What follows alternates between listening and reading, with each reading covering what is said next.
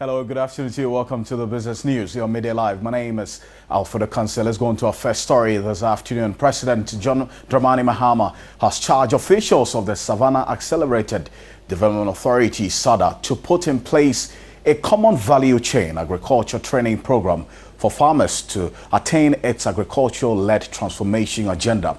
The president was speaking at the Agriculture Investment Workshop organized by SADA and the World Bank Group in Accra. President Mahama reassured government's commitment to transforming the Savannah ecological zone. We need agriculture to grow more rapidly than we currently are doing. This is critical for pulling the majority of our people out of poverty. Increasing investments in agriculture would only be putting our money where our mouths are. When productivity increases, output expands, and are predictable, we know that this will make processing possible and the downstream and upstream value chains become more streamlined. He is impressed that the Savannah Accelerated Development Authority, SADA, has repositioned itself to live up to the task of ensuring a comprehensive and sustainable development. SADA came under quite a lot of scrutiny, but I wish to appeal to the public and especially governance institutions not to stigmatize SADA. There seems to be a certain attempt to stigmatize SADA like it's a corrupt institution and it cannot live up to the expectations, to the mandate for which it was given. This new management is going by all the best corporate governance measures, and I believe that SADA is reborn.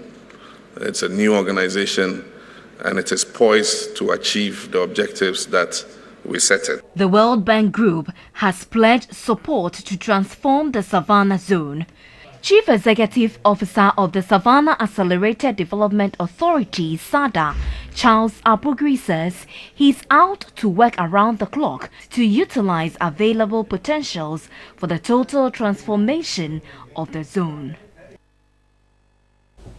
And already the market is responding to what's happening in the UK. Specifically, the FTSE 100 fell as much as 8.7% when the London market opened after the UK voted to leave the European Union. An unexpected outcome that prompted the resignation of Prime Minister David Cameron earlier this morning. The blue chip index recovered slightly to a loss of 4.9%, but the FTSE SE also 250, which is considered a closer barometer of the UK economy, fell by 12.3% before paring losses back to 7.1%. So France's economy also overtook the UK's as the pound slammed to its weakest level in more than 3 decades, sending investors fleeing to the safe haven of gold. After jumping 8.1% to a 2-year high, the price of the yellow metal softened slightly to trade 4.5% higher. Now, trade between Ghana and the United Kingdom has reached £1.3 billion. According to latest statistics, Ghana is currently the UK's 5th largest trade partner in sub-Saharan Africa. Britain is the highest investor in Ghana. Now, so there's clearly some significance of what's happening in the UK as we speak at the moment. Joining us on the telephone is Dr. Osei Asibe, who is Senior Lecturer at the Economics Department at the University of Ghana, Legon. Doc, if you can hear me, good afternoon to you, sir. Thank you very much for your time. Good afternoon. Let's look at with what I've put out earlier on. What are the direct repercussions of the developments of the UK's economy on Ghana? Well, it has a number of implications, mainly political implications and economic implications. On the economic front, we know we deal with the EU. Currently, the ECOWAS region is negotiating economic partnership agreement with the EU, yes, which Ghana is part of it. And so many of our products actually enter the EU market, then it then goes on to enter the British market. So it goes to British through the EU. So all the trade agreements that we have with the EU is applied when we are sending products to the UK market. Now that UK has decided to come out of the EU, it means that Ghana product or export that go directly to the UK market, we have to have a new trade relationship or new trade deals with the UK.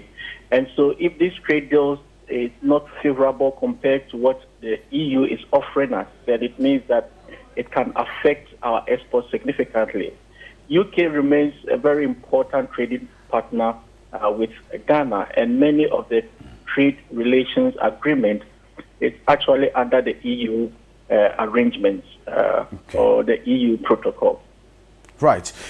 You've looked at the economic effect. I was hoping that we get into the business impact that it would have. For example, the currency, and the pound is a major trading currency. I mean, that is another aspect of it. So what it means is that if the pound continues to fall like that, it is not going to be too attractive for our exporters to continue to export to the EU market because of the lowering pound, and also the demand is obviously going to affect the demand, the domestic demand of EU or of the UK people or English people, and that will affect our export to that destination. However, with regard to our cedi relation with the pound, with the weakening pound, it means that relatively our cedi is going to gain strength. So people who import from UK are actually going to gain that more respect, because with a given cedi, you will now be able to import more from the UK as it may be. But that will not have that significant impact on the economy or the greater economy. What the impact will feel most will be from our export, our earning from export into the UK market significantly. Okay. And it's also likely to affect the ECOWAS. The ECOWAS has always used EU as a shining example for actually convincing African countries to form the free trade area, to form the customs union. And recently we have the CET, the Common External Tariff, where we are also moving to have a single market and then a single currency, that is the ECO. Now, if this thing destabilizes the EU, hello? Yes, Doc, I just wanted to say we're really hard pressed for time, and so subsequently we'll come to you for some more analysis of this. Grateful, Dr. Sibe. I'm grateful for your time this afternoon, but that's it for business.